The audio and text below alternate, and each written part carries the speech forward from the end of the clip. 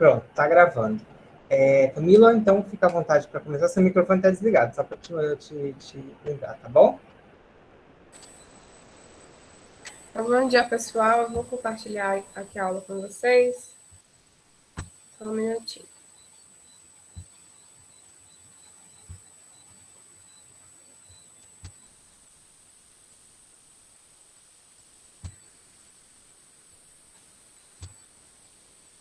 Vocês conseguem enxergar a aula, né?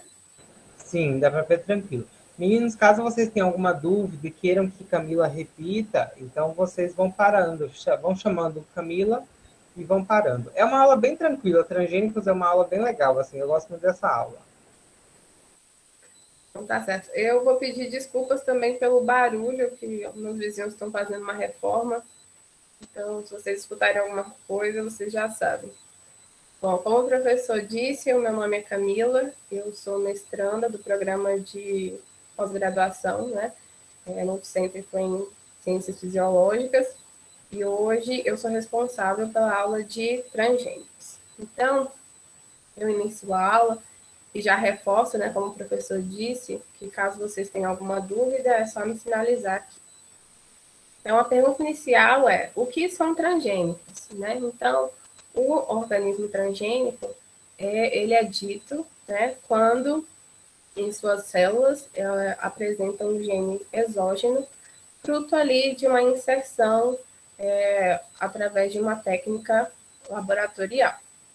Então, qualquer organismo em que se tenha introduzido uma ou mais sequências de DNA e RNA, que são genes, eles podem ser provenientes de uma outra espécie ou também de uma sequência modificada de DNA da mesma espécie. Bom, então, é muito utilizado, né, genes de interesse econômico, onde esses genes são localizados, isolados, clonados e sequenciados. E um dos exemplos que eu posso citar para vocês com relação a isso são os genes que podem apresentar tolerância a inseto inseridos aí em uma plantação específica, né? Então, isso vai promover uma resistência àquela plantação, assim como a tolerância a herbicidas, onde confere ali uma inserção de um gene específico que vai promover essa resistência a determinados herbicidas. E também a redução do uso de fertilizantes, uma vez que esses produtos geneticamente modificados, eles não precisam de uma grande quantidade de nutrientes para o seu desenvolvimento. E também o aumento e melhoria na produção de alimentos. Então, pode ali ser inserido um gene que potencialize o aumento de determinado nutriente, como por exemplo, uma vitamina A, vitamina C, né? Então, também é uma técnica de regeneração de uma nova planta a partir de célula ou tecido transformado.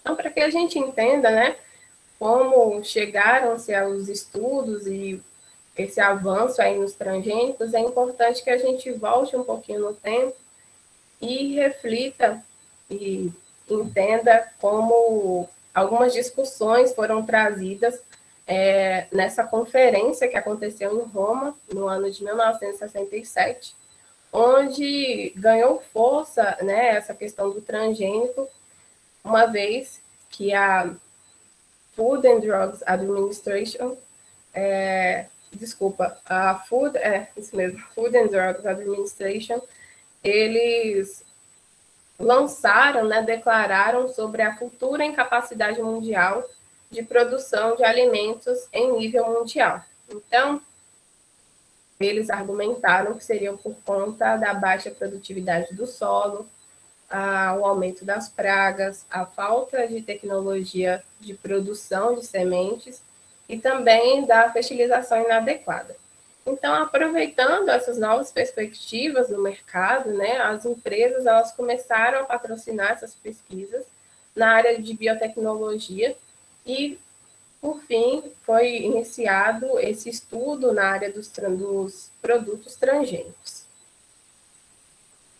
Né? Falando sobre a engenharia genética, que constitui um conjunto de técnicas de análise moleculares e que permite estudos de caracterização, expressão e modificação no do material genético dos seres vivos, ele também está bem empregado à formulação, né, à criação de produtos transgênicos com auxílio ali de culturas in vitro, né? Então, pode-se criar plantas com resistência à doença ou pragas, e no mundo pecuário também pode-se inserir genes em animais que promova ali um melhoramento genético, né, no intuito de inserir um gene com a característica desejável ali pelo produtor.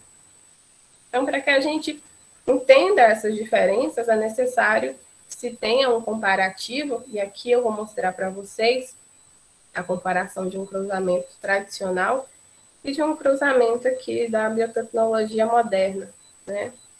Esse cruzamento tradicional, ele envolve o cruzamento de espécies sexualmente compatíveis, onde como resultado nós temos uma combinação de vários genes, genes desejáveis e também genes não desejáveis. Já a transgenia, né, é uma evolução aí dessa técnica tradicional, onde é feito um melhoramento pontual, né? Então, é inserido ali um gene desejável para que se possa ser expresso uma característica ou mais de uma característica desejável. Quanto às modificações genéticas, nós temos a técnica de DNA recombinante, né? Onde a molécula de DNA que sofreu alguma modificação é comparado a uma molécula de origem. Então, seja através de clivagens com endonucleases de restrição, a inserção de um plasmídio, a substituição ou inserção de um ou mais nucleotídeos, dentre outras. Então, dessa forma, as técnicas que permitem gerar um DNA recombinante constituem a tecnologia do DNA recombinante ou a engenharia genética. Então, podem modificar diretamente esse DNA das plantas e rapidamente acrescentar genes de várias espécies ou genomas vegetais por técnicas dessa recombinação. Então, são utilizadas diferentes técnicas para se chegar a esse objetivo, né, da inserção desse DNA de interesse.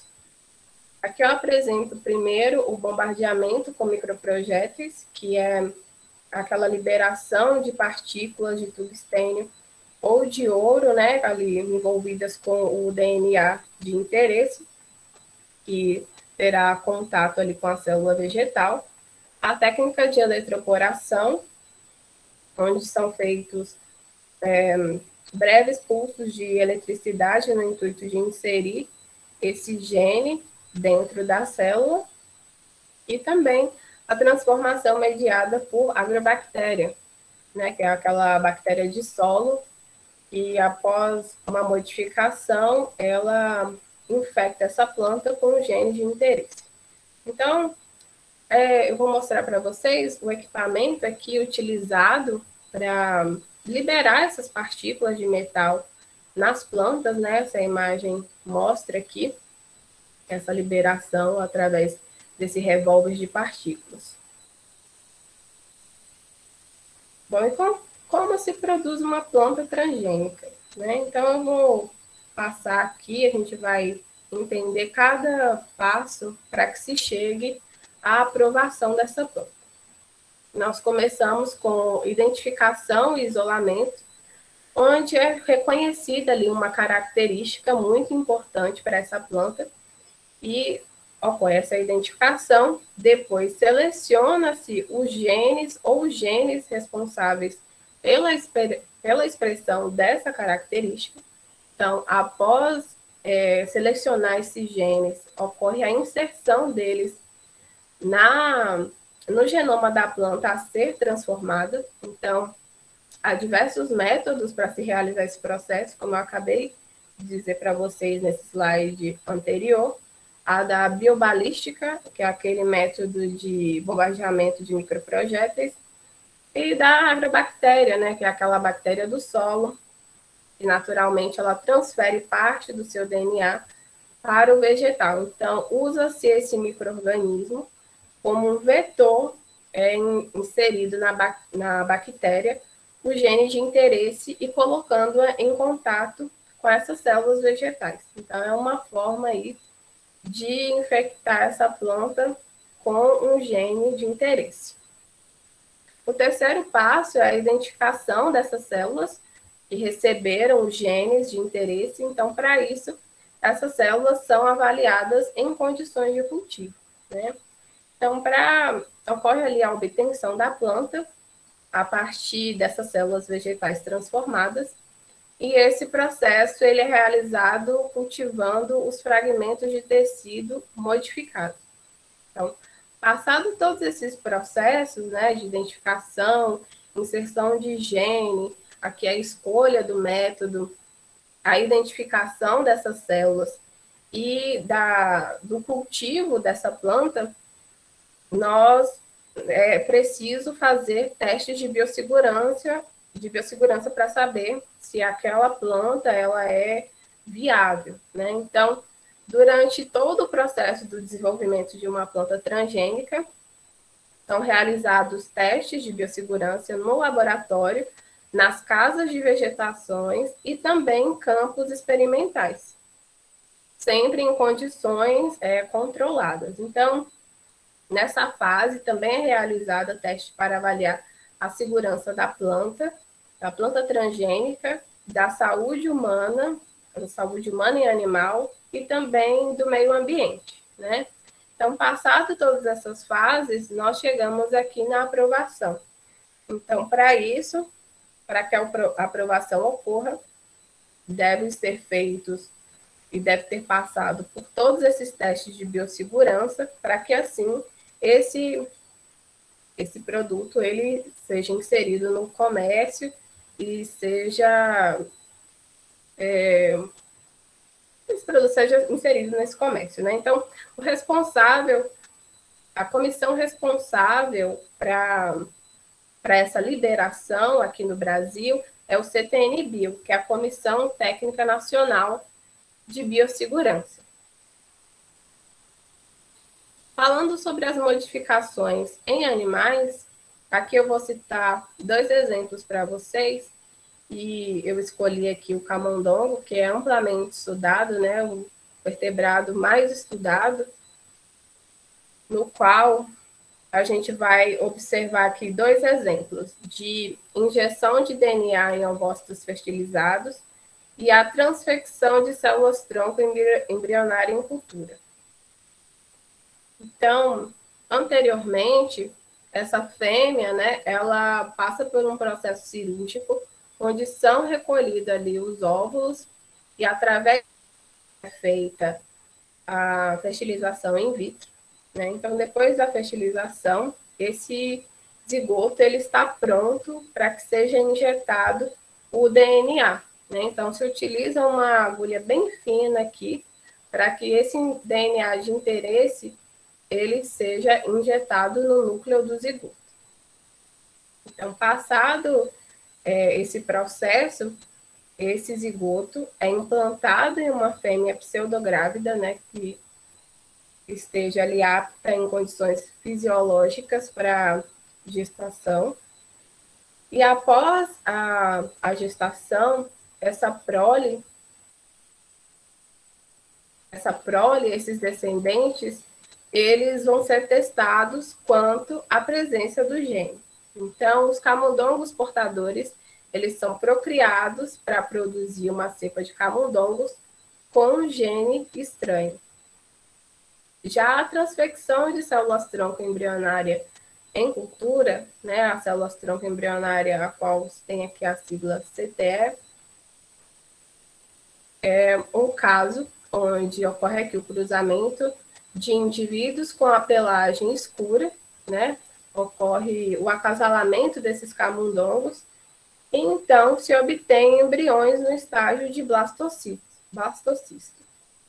Então, após esse estágio, nesse estágio em específico, são recolhidas células da massa celular interna que vão ser cultivadas in vitro e transfectadas ou injetadas, né, com um DNA marcador, em um zigoto, né, fruto de um cruzamento de dois indivíduos com pelagem clara, né? Então, esse zigoto, após a transfecção, também vai ser inserido em uma fêmea pseudográvida. E essa implantação, né, vai gerar ali uma prole com indivíduos com pele clara e manchinhas escuras. Então, essa prole em específico, nós damos o nome de quimera. Então, após essa quimera ela chegar no seu desenvolvimento, ocorre ali um cruzamento com camundongos de pelagem clara. Então, esse cruzamento ele pode resultar em camundongos de pelagem escura, né? Então, somente ali o exame de DNA ele vai determinar se esses camundongos com pelagem escura contêm sequências de DNA marcador. Em caso positivo, os camundongos eles são considerados transgênicos. Aqui eu vou falar um pouco para vocês sobre as siglas, né? A gente conhece muito a sigla AGM, que são os alimentos geneticamente modificados, e a sua definição, ela envolve a inserção de DNA de um organismo em outro, modificando mesmo para uma finalidade específica. Então, eu trouxe aqui alguns exemplos de frutas onde ilustra justamente essa definição, né? A combinação, por exemplo, de maçã com laranja, né, pode promover esse produto aqui, que tem a aparência externa de uma maçã, e internamente de uma laranja. Assim como os outros exemplos de abacaxi, melancia, laranja e kiwi. Então, essa combinação, ela pode modificar para que se tenha ali aquela finalidade desejável. Muito se fala sobre o termo de cultura BT, né, principalmente no mundo agropecuário, né, mas o que é essa cultura? O que essa sigla BT significa? Então, esse termo ele é composto pelas iniciais do nome científico do bacilo, né, desse bacilo aqui em específico. E o que ele faz, como é que funciona, como é o seu mecanismo ali de ação. Esses bacilos, eles são modificados, né? Eles apresentam uma proteína chamada de inseticida, né? Essa proteína, ela é tóxica para alguns insetos, mas ela não tem efeito sobre outros organismos, né? Não tem efeito sobre o ser humano. Então, a infecção desses bacilos em uma plantação, ela gera ali um certo tipo de proteção dessa plantação com relação ali às pragas. Então, quando um inseto, uma praga, ela ingere parte dessa planta, os genes, as proteínas, elas se ligam à parede deste intestino do inseto e promove a formação de poros. Isso leva esse inseto à morte, né? Então, essa técnica, ela deixou essa planta mais resistente e também aumentou aí em 70% a produção de diversas plantações. Então, por essa razão, os vegetais que receberam esse gene, né, eles também são chamados de plantas BT. Esse gráfico, ele mostra aqui o top 5 de países que apresentam área plantada em transgênico no mundo. Então, o primeiro país que apresenta uma larga área plantada com transgênicos é os Estados Unidos, com cerca de 75 milhões de hectares, né, de plantas, de áreas plantadas com esse organismo, seguidos do Brasil, Argentina, Estados Unidos e a Índia aqui em quinto lugar. Então, nos Estados Unidos, eles priorizam, né, a plantação de soja e também de milho. No Brasil, em sua ampla maioria, a plantação de soja, seguido de milho aqui com 30%, 31%. A Argentina também investe muito na plantação de soja, com 76,5%. E o Canadá já apresenta aqui um interesse maior na canola, de 67,5%.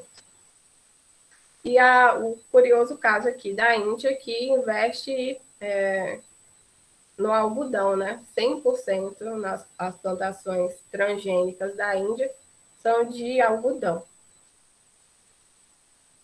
Bom, no ano de 2017, foram cultivadas 189,8 milhões de hectares com essa cultura transgênica. Então, um número aí bem expressivo. E a gente observa que a soja ela foi responsável por metade dessa área, né? Então, os 3 primeiros países, eles dizem muito sobre isso, né? Os Estados Unidos com 45%, o Brasil com 67% e a Argentina com 76,5%. Esses dados são de 2007, mas eu busquei, né, no ano de 2019, mostra que o Brasil ainda é o segundo colocado, né, nessa questão, e que houve um aumento, né, dessas áreas, da área plantada no Brasil. Aumento de que antes era de 5,2 milhões de hectares, agora foi para 58,2 milhões de hectares. Lembrando que esse dado é do ano de 2019. Bom, de 1998 a 2020, foram feitas 182 aprovações pelo CTN-Bio, onde 59,9% foram de plantas. Então, a gente observa que a primeira aprovação foi no ano de 1998, né?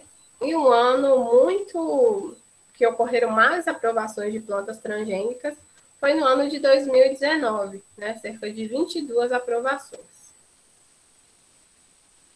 Dentre as características inseridas em plantas transgênicas, a que mais se destaca é aqui esse combo de tolerância a herbicida mais resistência a insetos, cerca de 51%, seguida da tolerância a herbicida, com 28%, resistência a insetos, com 13%, tolerância à seca, qualidade de óleo melhorada, tolerância a herbicida mais tolerância à seca, aumento na produção de etanol, restauração de fertilidade, a resistência a vírus e também o aumento da produção de celulose.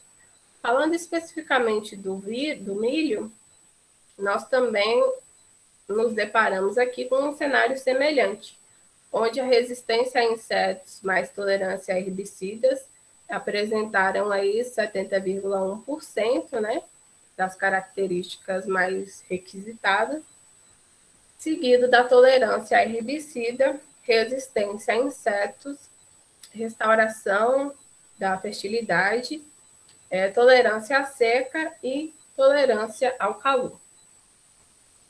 Bom, esse gráfico, ele mostra aqui que no ano de 2002 até o ano de 2020, né, 98% da soja ela foi adotada no Brasil, da soja transgênica.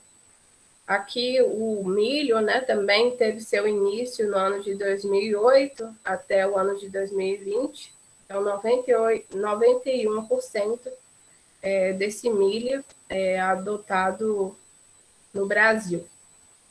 Além do algodão, que iniciou aqui em 2016, e até o ano de 2020, 99% desse algodão foram algodões adotados aqui no Brasil. Um curioso caso é da cana-de-açúcar, né? Que teve aí sua adoção mais recente, que iniciou no ano de 2018 até o ano de 2020. Lembrando que esse gráfico aqui são dados do ano de 2020, ainda não tenho atualizações sobre 2021, mas com certeza deve ter tido algum aumento.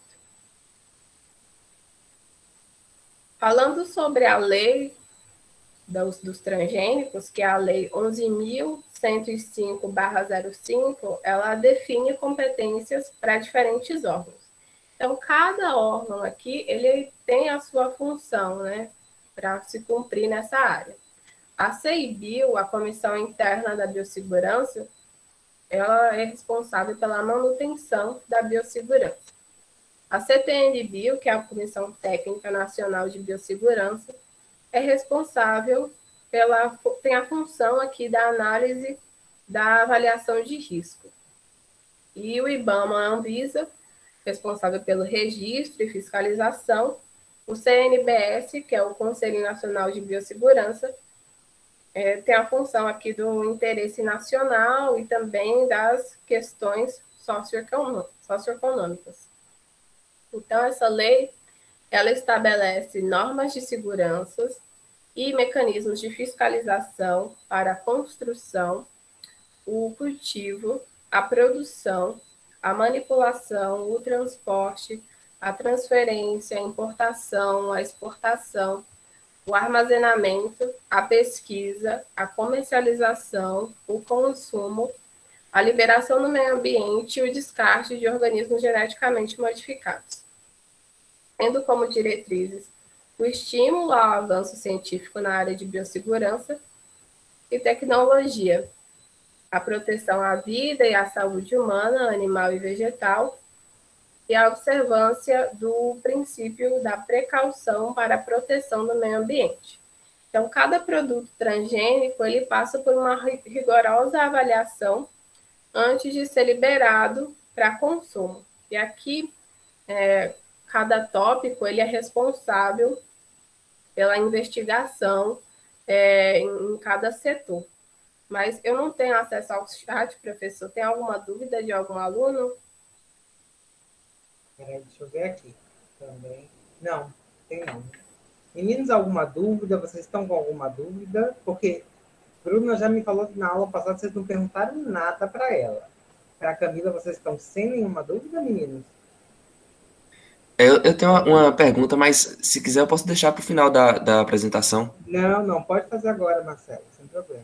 Eu estou com a internet um pouco instável, mas eu vi sobre vocês falando sobre as vantagens dos transgênicos.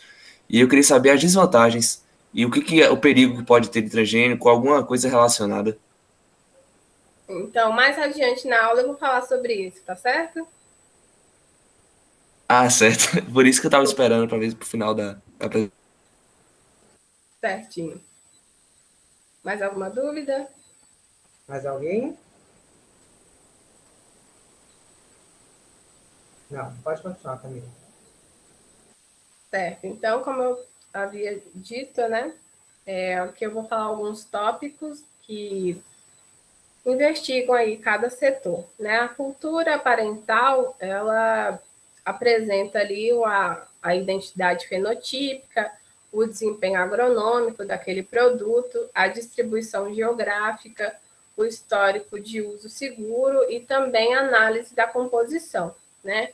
Então, o doador do transgene e o processo de transferência deve ter ali a descrição do doador, a descrição do vetor do DNA, o processo de transferência do gene, a caracterização do DNA introduzido e a caracterização do local de inserção do gene. Já a caracterização da proteína de expressão do gene, ela deve ter ali a identidade estrutural daquela proteína em sua caracterização, o seu modo de ação, a especificidade, os estudos de toxicidade e a avaliação de potencial de alergenicidade. Então, as análises da segurança do organismo transgênico também tem ali a sua identidade fenotípica e o desempenho agronômico, a análise de composição, a análise nutricional e também a análise de segurança com base nos testes com animais. Já a aprovação pelo FDA, que é a Food and Drug Administration, na verdade, eu me confundi quando eu disse para vocês sobre a organização lá naquela convenção de Roma, lembram? Vocês são lembrados? De 1967? A organização correta é a Food and Agriculture Organization, né? E aqui, essa sigla FDA é com relação à Food and Drug Administration. Então, para ser aprovada por esse setor, que é uma agência federal do Departamento de Saúde e Serviços Humanos dos Estados Unidos, deve-se ter ali a fonte do gene, o uso específico daquele gene, a toxicidade, o perfil nutricional, a composição química, o potencial alergênico e também a resistência a antibióticos. Aqui eu trago algumas imagens de alguns alimentos que são comumente vendidos, né? Está aí bem, são consumidos por nós em todas as casas, assim, para quem tem esse hábito, né, de consumo de transgênicos, ou às vezes nem percebem que estão consumindo transgênicos. No caso aqui, eu mostro os frios, que são um organismo transgênico, tem ali uma porcentagem de transgênico, na verdade, molhos prontos, salgadinhos, bolacha recheada, achocolatados, óleo, enfim, diversos produtos. Aqui eu trago uma tabela mostrando algumas marcas, né, que fazem a utilização ali do transgênico, como o Sazon. Então, todos os tipos de Sazon, aqueles temperinhos prontos, a marca Hellmann's, maionese, mostarda, molho para salada, peixes, os enlatados em geral, né, atum, sardinha, aquelas sopas pré-prontas de saquinho, macarrão instantâneo, canjão, enfim, diversos. Além das sobremesas, que bom, sorvete, doce de leite, danones, balas e chocolates. Aqui temos algumas marcas como a Lacta, a Milka e o Nestlé.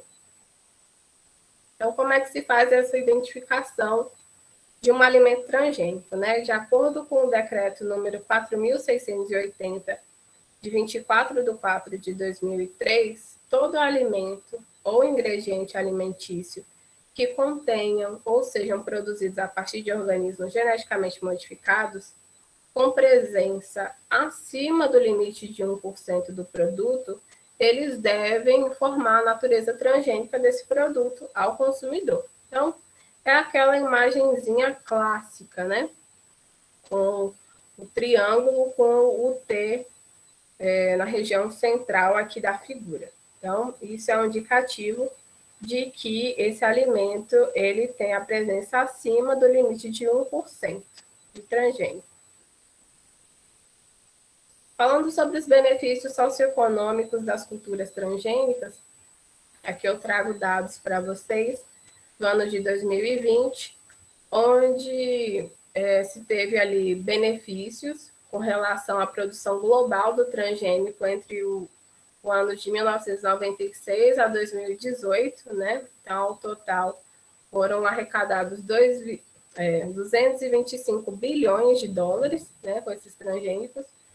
E somente no ano de 2018, foi arrecadado 18,95 bilhões de dólares. Então, são números aí bem expressivos.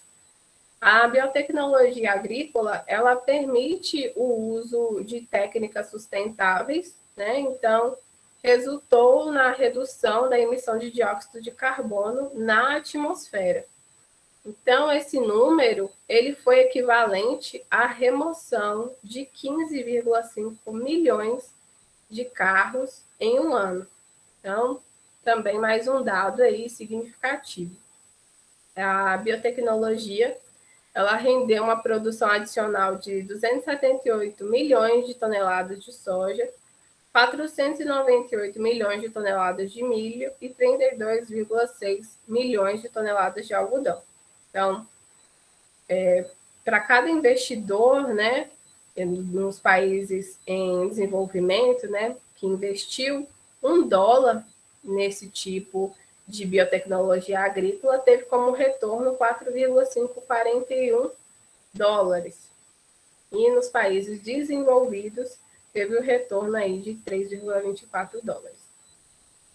Bem, 776 mil toneladas de ingredientes aditivos defensivos químicos, eles não foram usados no campo, incluindo os inseticidas e herbicidas. Então, isso promoveu uma redução de 8,6% entre o ano de 1996 e 2018.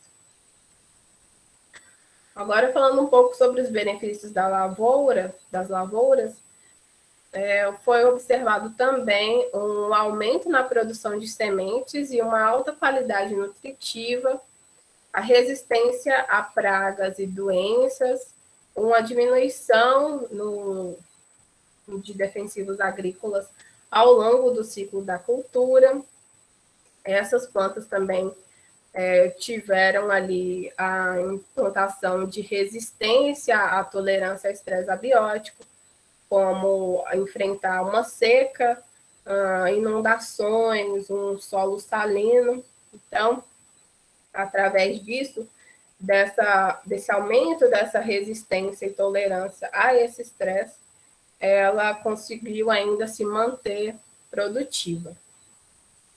Bom, quanto às plantas geneticamente modificadas, né, ali utilizando proteínas com propriedades terapêuticas, eu trago o exemplo do Golden Rice. Eu não sei se vocês já ouviram falar sobre ele, mas é aquele arroz que contém beta-caroteno, sendo a principal fonte de alimento para mais de 2 bilhões de pessoas, né? Esse beta-caroteno, ele é um prepulsor da vitamina A, e o desenvolvimento desse arroz foi com a junção do DNA, né, do embrião do arroz. Na verdade, foi a junção do embrião do arroz juntamente com a agrobactéria modificada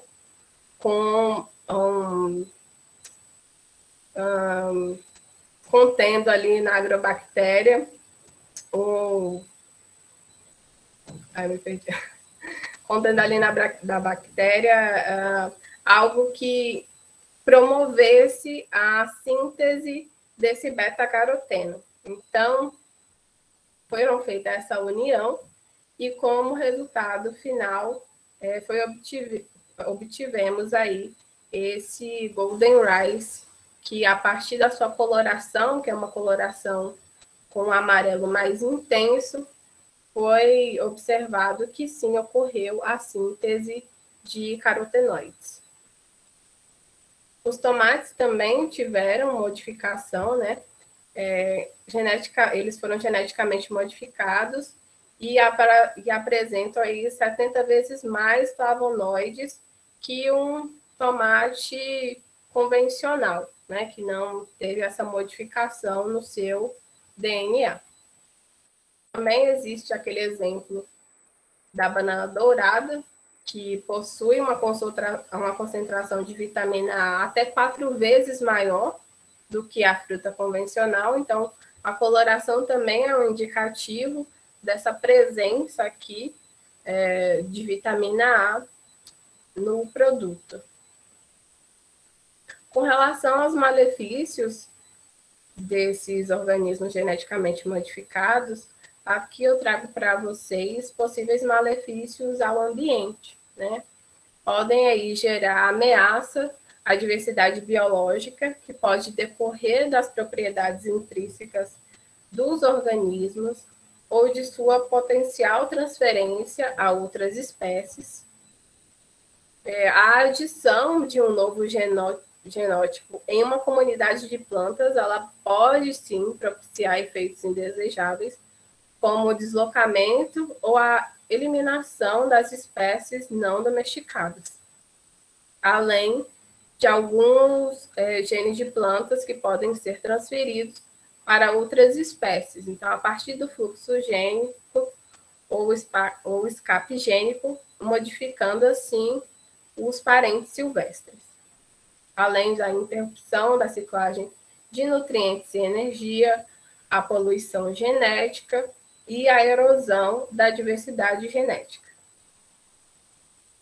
Um potencial risco à saúde humana, aqui eu investiguei alguns casos, né, que pudessem trazer esse risco, e o caso mais gritante é o potencial alergênico, né? Então, cerca de 2 ou 3% das pessoas, no caso de crianças, 7%, são alérgicas a algum tipo de alimento, seja soja, amendoim, amêndoas, leites, ovos, mariscos, uma infinidade de alimentos podem aí desencadear alguma alergia.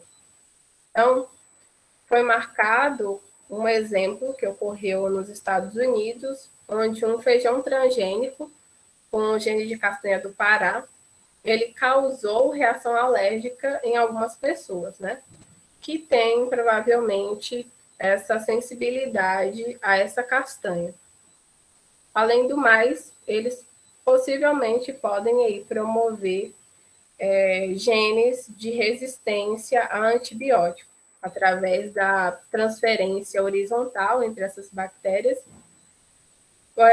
possibilitando a disseminação de genes de resistência ao antibiótico. Lembrando que, possivelmente, dificilmente isso vai acontecer. Essa chance ela é muito pequena. Mas aqui eu pergunto a vocês, né? Nós falamos de alguns alimentos, falamos um pouco sobre o melhoramento animal, sobre o melhoramento vegetal, que é bem conhecido, né? Mas vocês conhecem algum outro tipo de transgênico?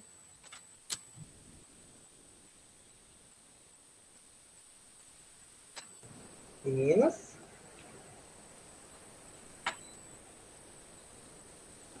Sim, não, são perguntas.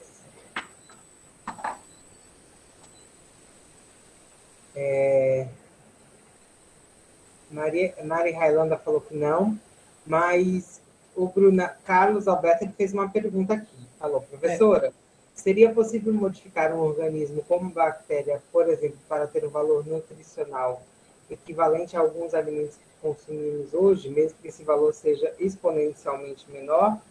Ou fazer essa modificação em alguma planta comum, como a gramínea simples, para que tem em quase todo lugar?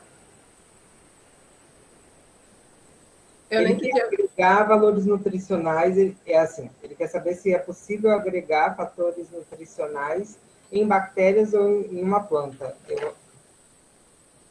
Sim, fazer a modificação, por exemplo, da agrobactéria, no intuito de... Eu acho que a ideia que ele perguntou é você poder, por exemplo, inserir determinados nutrientes na bactéria e você poder se alimentar da bactéria depois, ou fazer a mesma coisa em plantas. Tá, o exemplo disso é o Golden Rice que Camila falou.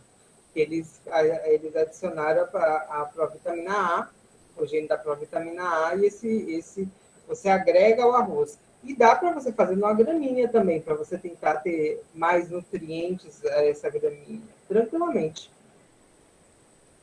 Exato. Mais alguma pergunta, professor? Não.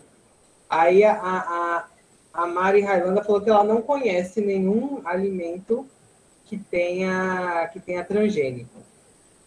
Nenhum alimento, pessoal. Vocês conhecem?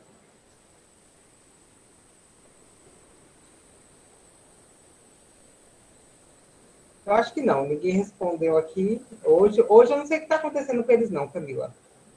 Eles, desde a aula passada, estão não participativos da aula. É o cansaço do fim de semestre. Vamos lá. Então, vamos conhecer um pouco sobre o mundo transgênico, né? Aí não relacionado a vegetal ou a modificação em algum melhoramento animal, né? Surgiu um estudo com a Aedes aegypti, né, falando sobre um possível controle ali desses insetos relacionados à liberação de um macho que são ali que são modificados em laboratórios, apresentam um gene, onde ao cruzarem com essas fêmeas selvagens, né, após a liberação, obviamente, desses machos no ambiente, esses machos eles cruzariam com essas fêmeas selvagens, ou seja, que não apresentavam essa mesma modificação, e ali eles gerariam descendentes que não chegariam nem à fase adulta, né? Então isso seria uma forma ali de controle para que não surgisse ainda mais a Aedes aegypti, que apresenta aí várias incidências de doenças em humanos.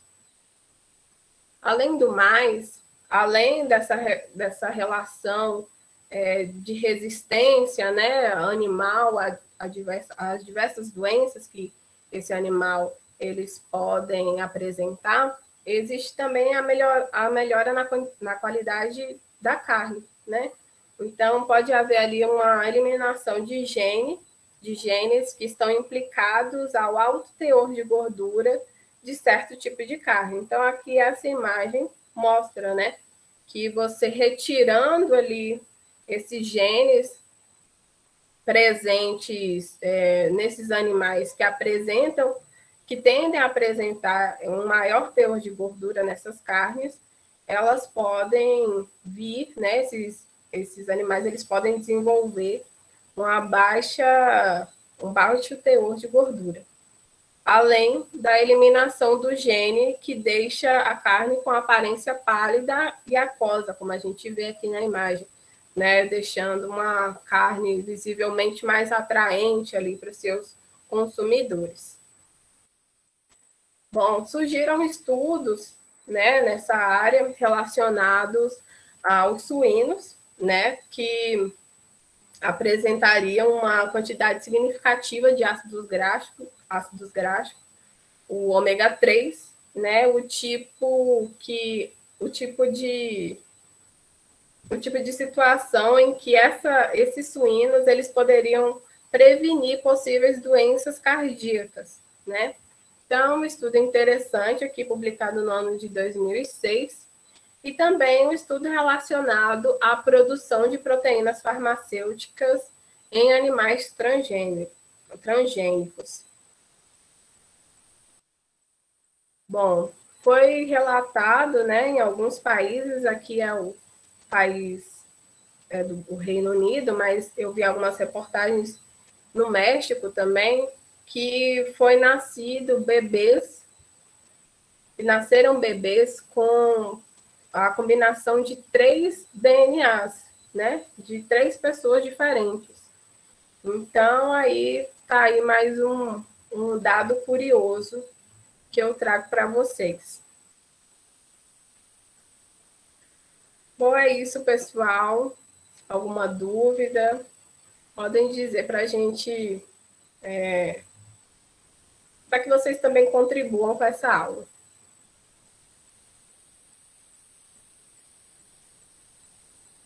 Estava com o microfone desligado. Alguma dúvida, meninos, sobre esse assunto? Querem que eu volte a alguma coisa? Vocês não entenderam em algum momento? Marcelo, aquele questionamento seu foi sanado? Marcelo? Oi, professor. Foi sim. Eu consegui anotar tudo aqui e obrigado. Nada. Mais alguma dúvida, meninos? Não? Não, o pessoal está aqui respondendo que não, Camila. Tá tudo... Pelo menos o pessoal que eu digo aqui, Gabriel. Gabriel respondeu que não, Denilson disse que não. Eu tenho uma diretona para Camila. Ô, Camila, você acha que os transgênicos, no seu total, é algo positivo ou negativo?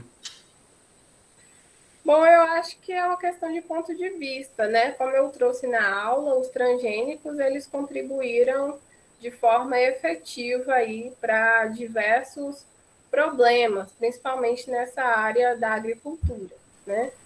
No entanto, nós sabemos, né, dos malefícios desses organismos e, enfim, não sei a longo prazo como vai ser tudo isso, mas é uma realidade, né? E a gente entende que estes contribuíram, sim, para algumas melhorias, de forma geral. Camila não tinha visto aqui, mas eles tinham feito algumas perguntas. É porque tinha passado e aí eu confundi. Como a penúltima pessoa que perguntou foi o Carlos, e aí como era a pergunta de Carlos, eu achei que não tinha havido mais uma pergunta. Mas tem algumas perguntas assim, ó. Os meninos falando daquela hora, né, que eles dizendo que não conheciam. Aí o André ele pergunta quais os tipos de transgenias tem em humanos. Aí eu acho que você explicou, que é das meninas chinesas que aconteceu, né? Isso, a combinação, né, do DNA de 3 pessoas. Isso. Teve um outro caso também, eu não sei se é esse daí que você quis dizer, que é que ele modificou duas gêmeas. Dos gêmeos eu não cheguei a ver, não. Tem um pesquisador chinês, eu vou até colocar a manchete aqui, que eu tinha essa manchete. Eu vou deixar de compartilhar aqui a tela, só um minutinho. Aí eu vou até compartilhar a minha, porque aí eu mostro para vocês exatamente o que eu estou querendo dizer.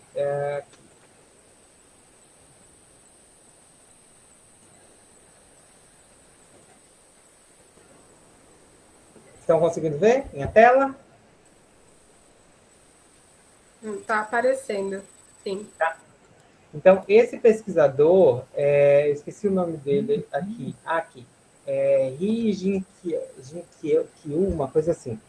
O que ele fez? Ele lançou, já que ele já tinha feito a técnica de CRISPR em dois bebês. Então, ele fez uma transgenia, porque ele alterou o gene dessas crianças, fazendo com que essas crianças elas ficassem imunes ao HIV. Então, ele alterou um receptor, que é o CCR5, né? Que é um receptor que o HIV usa para entrar dentro da célula. Só que ele fez isso sem ter comunicado à mãe, ele fez isso aleatoriamente através de um processo de CRISPR. CRISPR é uma técnica de edição de DNA, você consegue editar o DNA diretamente. E aí ele conseguiu fazer com que as crianças elas tivessem esse gene alterado, porque já tinha se visto esse gene alterado em mulheres trabalhadoras do sexo na África, que eram mulheres que tinham um alto risco de exposição ao HIV, mas elas não se contaminavam. E aí, quando foi ver, elas tinham essa mutação na molécula CCR5. E aí ele foi e pegou e modificou nessas duas gêmeas.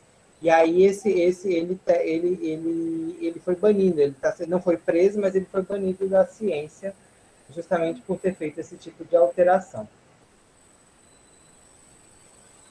E aí é um outro processo que também se pode fazer. Carlos tinha falado, então podemos sim nos alimentar de mato, só falta fazer a modificação correta.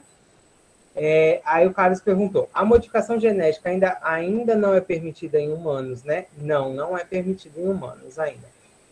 Existem algumas técnicas que já estão sendo permitidas de edição, mas para determinados tratamentos. Então, por exemplo, edição do DNA para você poder fazer tratamento de córnea. Então, já existem algumas técnicas que já estão em fase clínica 1, 2, 3. Mas já aprovados ainda você não tem. Aí, do Carlos, e justamente para prevenir alguma doença ou algum tipo, justamente para isso. Qual é o grande problema? Para você prevenir uma doença e que você quiser fazer um transgênico, você precisa fazer no embrião. Quando o indivíduo está adulto, você já não consegue mais fazer isso. Então, você só consegue fazer isso quando for um lugar muito localizado. Então, córnea, a gente consegue fazer edição da córnea, mas a gente não consegue fazer de outros tecidos, se for algo que for sistêmico. para isso você precisa trabalhar no embrião. Aí o Caio, eu tinha visto um estudo que acho que foi lá no Japão, que eles querem fazer transplante, eles querem modificar os suínos para fazer transplante em humanos. Eu vi também esse estudo. O que acontece? A gente já usa válvulas de suínos quando a gente quer fazer troca de válvula tricúspide em indivíduos. Isso já é uma técnica tranquila, até porque válvula é uma coisa que existem poucos processos para você ter rejeição. O que estão querendo fazer? Eles estão querendo fazer agora transplante de órgãos a partir de suínos. Só que para isso, o que eles estão fazendo? Eles estão modificando os suínos para fazer o que a gente chama de humanização. O que é humanização? Então, vocês vão ver quando vocês estiverem imuno, a gente tem algumas moléculas, que são as moléculas de MHC, que são as moléculas que são responsáveis por apresentar antígeno para o nosso sistema imune. Elas são muito características de humanos, então é elas que são responsáveis pelo processo de rejeição. Então, eles estão criando suínos com essas moléculas de humanos, e aí essas moléculas são humanizadas. A gente já faz esse processo tranquilamente em camundongos, porque algumas vezes, até alguns camundongos, para você conseguir que eles tenham um processo de resposta muito mais parecida com a do ser humano, alguns estudos trabalham com camundongos humanizados dessa maneira. Entendeu? Então, essa ideia que eles estão querendo fazer.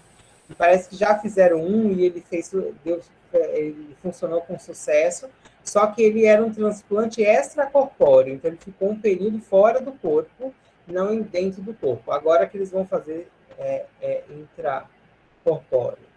Aí o André pergunta de novo, professor, aquele gene X lá que diminui a expressão da síndrome de Down não é uma transgenia? É uma transgenia. Então, por quê? Aquele cromossomo não tinha o X. Então, é uma transgenia interna. Porque a transgenia por si só são de indivíduos diferentes. Mas você pode considerar, se você tem um cromossomo que não tem aquele gene, se você inseriu aquele gene, é um processo de transgenia também. Mas não é uma transgenia considerada clássica, porque para a clássica você precisa ter um gene que não exista naquela célula. Como ele existe no cromossomo X, ele é uma transgenia cromossômica, porque você está tirando do X e colocando no cromossomo 21. Certo? Mais alguma dúvida, meninos? Diga, Eric. Professor, por que alimentos transgênicos são tão mal falados e mal vistos? Pelo menos já foram durante uma época. Bom, assim, vocês fizeram a pergunta para a Camila, o que ela tem, qual a opinião dela sobre os transgênicos. Eu venho agora com a minha opinião sobre o transgênico. Eu acho a transgenia boa, dependendo da transgenia. Então, por exemplo, você fazer uma transgenia simplesmente para você poder ter mais ganho financeiro, eu não concordo muito com esse tipo de transgenia. Eu prefiro mais transgenias que aumentem o valor nutricional. Eu perdi. Você me perguntou o que mesmo, Eric? Que eu dei uma viajada aqui agora e eu queria que você repetisse a pergunta. É porque os alimentos transgênicos são mal vistos. Ah, sim. Por que eles são mal vistos? Justamente, primeiro, a gente tem duas características que são muito importantes para se falar que as pessoas têm dificuldade em relação aos transgênicos. Primeiro, uma falta de conhecimento da ciência da população sobre ciência. Então, isso faz com que as pessoas desconheçam muitos processos. Então, por exemplo, para você lançar um transgênico, você precisa fazer uma série de testes, inclusive testes de segurança.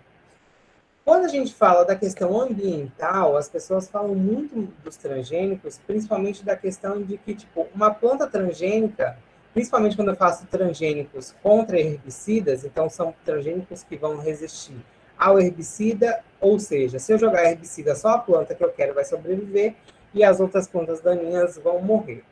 Nesse caso, os ambientalistas falam que o grande problema é você justamente ter o uso indiscriminado do agrotóxico. Então, por exemplo, como a minha planta é resistente ao agrotóxico, eu posso jogar aleatoriamente e isso vai fazer com que eu tenha um alimento mais contaminado. Uma outra questão dos ambientalistas é que eles têm muita preocupação sobre, tipo, como que aquela espécie vai se comportar em relação ao ecossistema. Porque se você tem uma planta e você tem uma daninha, existe um controle entre elas. E aí, se você não tem uma daninha, você pode tornar a sua planta uma espécie de uma praga. Então, é uma visão que eles têm. Outra questão é que as pessoas ficam muito preocupadas do tipo, no ambiente, num alimento transgênico, eu estou recebendo um gene que não era daquela planta. Será que isso vai fazer mal para mim? Então, muita gente questiona o fato de a gente ainda não ter tantos estudos ao longo prazo, mas hoje em dia a gente já tem, então, os transgênicos já foram inseridos no Brasil, principalmente transgênicos de soja inseridos no Brasil, há muitos anos, e até hoje você não tem nenhum relato de nada, a não ser essas alergias, como a Camila falou da questão do feijão. E aí é porque colocou do milho, foi do milho? Eu acho que foi do milho, do amendoim, ou do milho, do amendoim no feijão, do a castanha no feijão. Isso, a castanha do Pará no feijão. Isso. E aí, como tem muita gente que é alérgico à castanha, pode vir ser justamente contra aquela proteína. Mas eu, particularmente, eu não vejo um problema do transgênico nessa questão da alimentação. Eu vejo um problema do transgênico nessa questão de ele ser contra um herbicida, e aí o produtor joga herbicida a rolo naquele lugar, porque a planta dele vai ser resistente, e o restante não. Entendeu? Aí o Carlos falou aqui, eu tinha visto um livro que a gente tem um gene que dificulta o procedimento do CRISP. Isso procede, professor? O que a gente tem? A gente tem, porque o CRISP, ele é uma molécula de DNA que vai entrar na nossa célula, e você tem que tomar muito cuidado para ela não ser reconhecida como uma célula viral, porque qualquer material de fita simples, seja de DNA ou de RNA, as suas células podem destruir, mas você consegue fazer esse processo hoje muito mais melhorado. Então, você já tem ferramentas para conseguir fazer o CRISP. O CRISP tem uma grande dificuldade. Você tem que desenhar muito bem para ele não cortar em locais que não é aonde ele deveria cortar, ele acaba causando uma mutação desnecessária. Aí o Carlos Alberto perguntou, professor, uma opinião pessoal, você acha que vai chegar um dia que a fertilização in vitro vai... in vitro vai ser mais comum que a fecundação propriamente dita para obtenção da prole? Olha, assim, quando você fala, eu acho que a fertilização in vitro é uma ferramenta maravilhosa para quando você tem uma determinada doença na família. Então, você consegue separar o embrião sadio de doentes. Então, quando você quiser resistir a esse processo, isso vai ser cada vez mais comum. No entanto, ele é caro. Então, a gente tem que sempre lembrar que, assim, sempre que você faz uma técnica, essa técnica é cara, e não é todo mundo que tem condição de fazê-la. Então, eu acho que jamais você vai ter uma sobreposição de uma sobre a outra. Porque se você não tem, por exemplo, você não tem dificuldade de engravidar, o casal não tem dificuldade de engravidar, o casal não tem uma doença, para que fazer isso, entendeu? A não ser que você queira selecionar um embrião ideal para alguma coisa. Inclusive, existem algumas clínicas de fertilização que separam o embrião pelo biotipo que você tem. Isso. Custo, né? Você ter dinheiro para fazer isso. Mais alguma pergunta?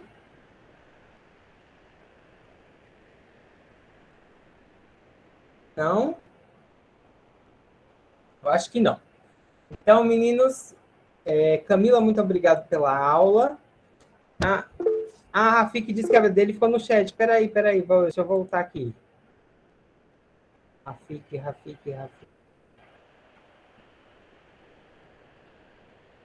Rafik, eu perdi sua pergunta, espera aí.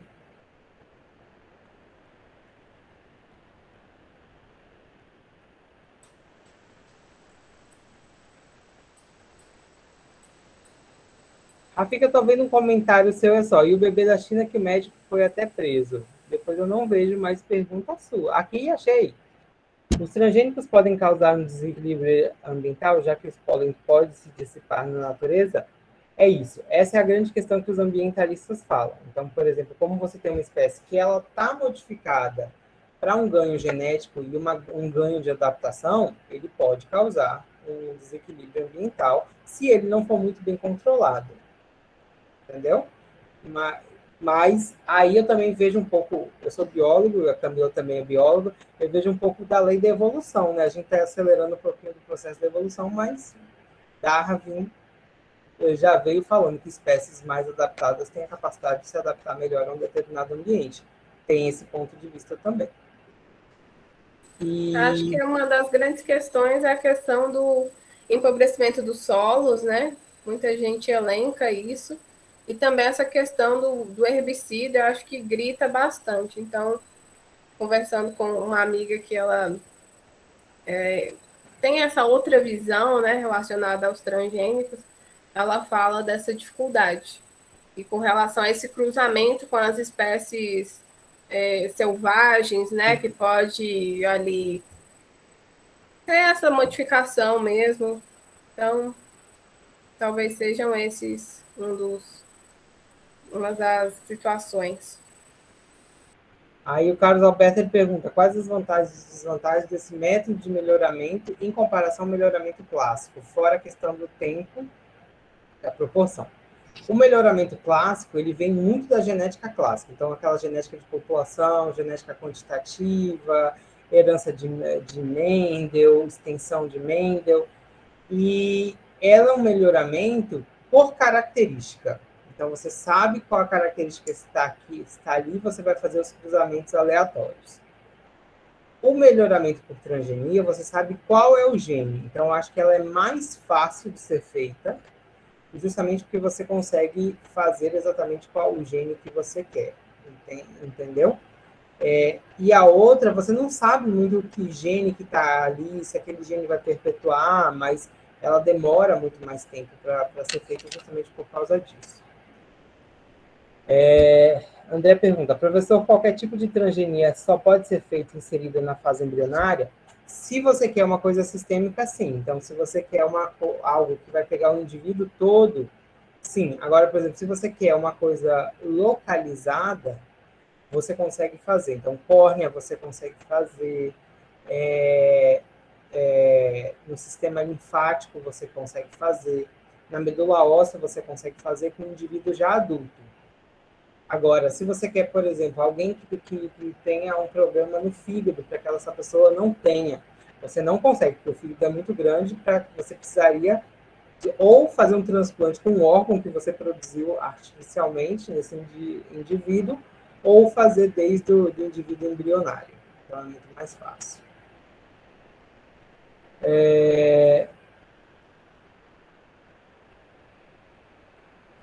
Pedro pergunta, por que empobrece o solo? O empobrecer o solo não é por causa da transgenia, é por causa da monocultura. Então, toda monocultura, ela empobrece o solo, entendeu? Porque ela usa sempre aquele nutriente e ela produz sempre aquele nutriente. Quando você faz diversificação de produção, mesmo numa transgenia, uma hora você pode plantar um milho transgênico, outra hora você pode plantar uma cana. Cana é pior. Cana de açúcar, por causa do açúcar que concentra, ela dá um apodrecimento do solo muito grande. Então, é mais a monocultura do que os próprios transgênicos. Ok? Mais alguma pergunta? Não? Então, Camila, agradeço muito a sua aula. Os meninos, Camila, na aula de Bruna, eles pediram... a Bruna ia pedir para eles para fazer um mapa mental. Então, eles pediram para trocar, que ao invés de eles fazerem o mapa mental, eles só entregavam a pesca no final. E como vocês já vão corrigir, a gente pode fazer a mesma coisa com você. O que você acha? Pode ser? Ótimo, pode sim.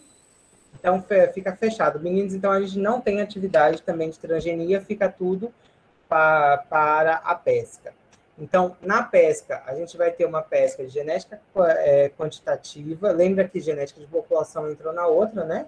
Genética quantitativa, uma de melhoramento genético clássico, uma de transgenia e uma outra das palestras. Vão ser 4 pescas, ok?